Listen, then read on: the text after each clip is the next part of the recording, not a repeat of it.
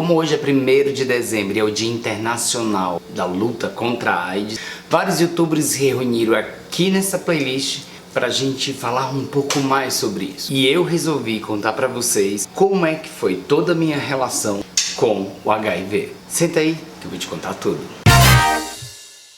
Tudo bem contigo? Eu sou o Adriano Nunes e você tá aqui, né, no Dialoguei. É sua primeira vez? Então já sabe, né? Faz toda aquela tarefinha lá de se inscreve no canal, aciona o sininho e divulga pros amigos, dando aquela dedada gostosa no like. A primeira vez que eu ouvi falar sobre AIDS foi no final dos anos 80, início dos anos 90. Eu me recordo que eu devia ter por volta entre 10 e 11 anos de idade. E naquela época era divulgado como o câncer gay. Como eu ainda era uma criança e eu ainda não tinha contato, eu ainda não tinha explorado a minha sexualidade, eu sabia que tinha alguma coisa de errada comigo que de alguma forma tinha a ver com aquilo que estava sendo divulgado nos noticiários. Foi aí quando eu comecei a ter medo que sobre essa doença que estavam falando poderia ter a ver com algo que eu não estava sabendo que estava acontecendo comigo. Eu lembro que por muita falta de informação e muito tabu e preconceito, né, porque falavam-se da doença em si e já associavam a questão da sexualidade, tudo que era falado ou que era divulgado era com muito pavor, era praticamente um atestado de morte. Pouco mais à frente, depois disso, a outra época que eu voltei a ter contato sobre este assunto foi quando saiu a capa do Cazuza na revista Veja. O Cazuza, que era um ícone da rebeldia, um poeta nato, pela qual eu já começava na minha adolescência a me apaixonar por suas letras, foi muito chocante ver aquela foto. E então nessa época, já na minha puberdade, começou-se muito a falar sobre preservativos, o uso de preservativos, e era muito associado à doença, à magreza, né? E como eu era um adolescente muito magro, eu acabava sofrendo por esse estigma de me associarem a estar com AIDS, e era um estigma na época estar com AIDS, era estar validado a morrer. E aí as pessoas começavam a tentar ter mais informações, começa aí a ouvir falar sobre o coquetel e principalmente tenta se disseminar a informação de que não havia contágio por beijo, por uso de copos e vaso sanitário, né? Então era uma época que ainda a ignorância fazia pensar que isso podia estar no ar, que você não podia se aproximar de gays, porque só gays teria essa doença. De novo, era a falta de informação, os estigmas e muito preconceito que acontecia em volta.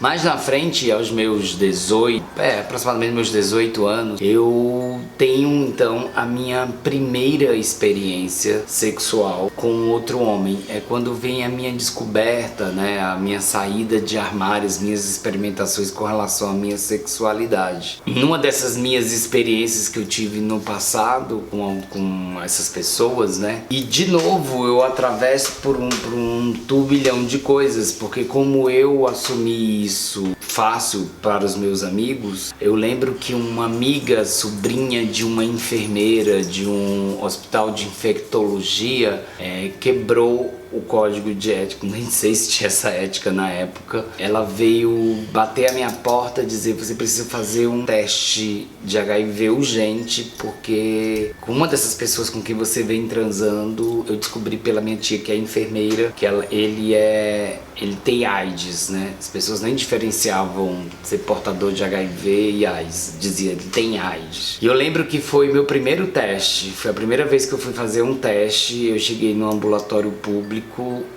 Na época você passava por uma entrevista humilhante com uma psicóloga que não tinha o menor trato sobre a questão, e ela te bombardeava de perguntas sobre a sua vida sexual, os seus hábitos, e ela te dava uma pá de conselhos assustadores e fazia um suspense. Eu lembro que tinha um clima, ela te levava a um sentimento de culpa, arrependimento, como quem você vai prestar um vestibular e vai ver se vai passar de ano ou não, sabe? E aí eles coletaram o sangue depois dessa entrevista e na época levava em torno de uns 23 dias para você saber o resultado, e foram 23 dias terríveis na minha vida, onde eu lembro bem que nessa época tinha uma atriz da década de 80 chamada Sandra Brea, que era portadora de HIV, e ela tinha uma campanha contínua na televisão, onde ela começava a dizer que não se morre mais de AIDS, e sim se vive com AIDS. Toda pessoa que vive com AIDS tem direito à informação. A AIDS, hoje em dia, não é mais igual à morte, não pode ser mais encarada igual à morte. A AIDS tem que ser encarada igual a viver com AIDS. Eu lembro que isso me marcou muito, porque eu assistia e dizia, então é isso, então vai dar pra viver, eu não vou morrer. Eu tinha certeza que estava, devido a tanto burburinho, tanta fofoca. E 23 dias depois saiu o meu primeiro resultado, e que eu não havia me contagiado, e eu tive a sensação de que eu estava recebendo uma segunda chance, né? Aquela coisa da culpa católica, né? Ai, minha segunda chance. Vou tentar me comportar melhor. Passa este período, um longo período, então, dos meus 19 até os meus 25, 26 anos, entre altos e baixos. Eu fiz alguns outros testes também, quando vacilava com alguma coisa, com relação à prevenção. Eu tenho um outro contato com este assunto. Mas antes eu queria deixar bem claro e importante frisar que durante todo esse período dos meus 10 aos meus 25 anos, não tinha internet, não tinha diálogo dentro de casa, não se falava sobre sexo em casa, e o que eu sabia era o que eu via na televisão e os rumores, as teorias conspiratórias que a gente ouvia entre nós, né, nas conversas do dia a dia. Eu conheci um rapaz muito bonito, muito interessante. A gente começou a sair e nessas saídas a gente nunca foi pra cama. Eu comecei a achar isso muito estranho. E uma noite a gente saiu para uma balada, a gente se encostou no bar do lugar e eu comecei a indagar ele o que estava acontecendo, né? Porque que era tão estranho, porque que a gente ainda não havia transado. E ele falou que estava esperando um melhor momento para poder me contar o que estava acontecendo e que aquela hora seria a melhor hora para me contar. E na minha cabeça eu imaginando, sei lá, ele deve ter ido pra guerra e perdeu os testículos e é impotente, ou ele é intersex. Eu imaginei mil coisas, ou ele não tá realmente interessado em mim, vai me dar um fora agora. E eu lembro que de todas as coisas que eu imaginei, ele virou pra mim e ele falou assim, Adriano, é importante que eu não conto isso pra ninguém. Eu espero o momento certo, quando eu tô começando a me relacionar com alguém, pra eu poder contar. O fato é que eu sou portador de HIV.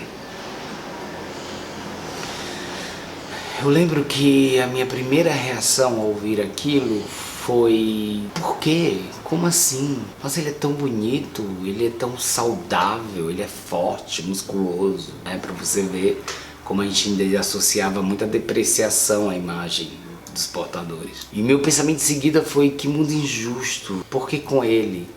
E eu me solidarizei a questão, eu estava muito envolvido por ele. Não sei dizer, não foi apesar de eu ter tido muito medo no passado sobre esse assunto, quando eu vi de forma concreta ali do meu lado, não foi um impeditivo. Então a gente começou a namorar. Ele depois chegou até a confessar pra mim, dizendo, nossa, eu pensava que você era também, porque você aceitou de boas e etc. E não foi tão de boas assim, na verdade, né? Quando a gente tá apaixonado, a gente se envolve de uma maneira muito intensa, ou pelo menos sou assim. E foi a melhor coisa que aconteceu na minha vida, nessa relação soro não discordante. Foi quando pela primeira vez eu vi a situação de frente e eu realmente me interessei em buscar as melhores informações.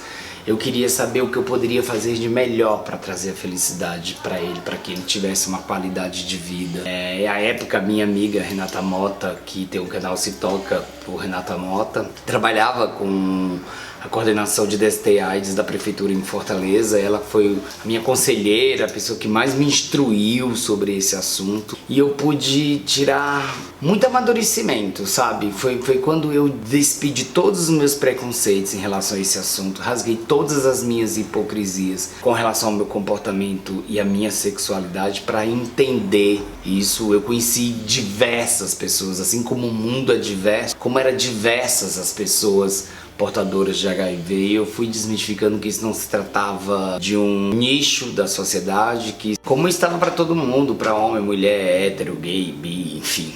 Mas o que eu achei mais importante, o que eu mais aprendi com esse relacionamento, foi que era muito mais fácil eu lidar com quem eu sabia, com quem eu estava lidando, sabe? Com isso eu passei a pensar mais das formas melhores de me prevenir, eu comecei a gerenciar esses riscos de maneira consciente para que eu não pudesse ainda continuar sentindo meu prazer e partilhar da minha sexualidade com o meu parceiro, como também garantir a segurança para que não houvesse o contágio. Juntos a gente foi desenvolvendo isso, e como vida é, a gente acabou se separando não por isso, por essas razões comuns de todo relacionamento que chegam ao fim. Faltava ainda algum resíduo de preconceito nesse assunto, porque quando eu me separei, a minha primeira indignação que eu senti foi: poxa, eu abri mão de todo o preconceito, eu fiquei do lado dele e nem assim ele quis ficar comigo. Olha que absurdo, né?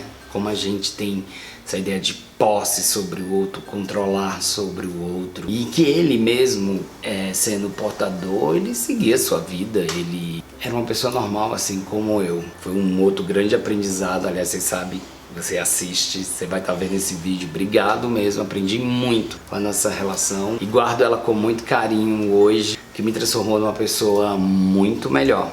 E aí, com o tempo, eu fui despindo de todas essas amarras, eu fui perdendo o medo sobre o assunto, eu fui conhecendo muitas pessoas, e eu acho que eu quero, com este vídeo, eu não vou ficar batendo na tecla da prevenção, do uso de nada. Eu quero, com esse vídeo, tentar passar a mensagem de que o HIV tá aí.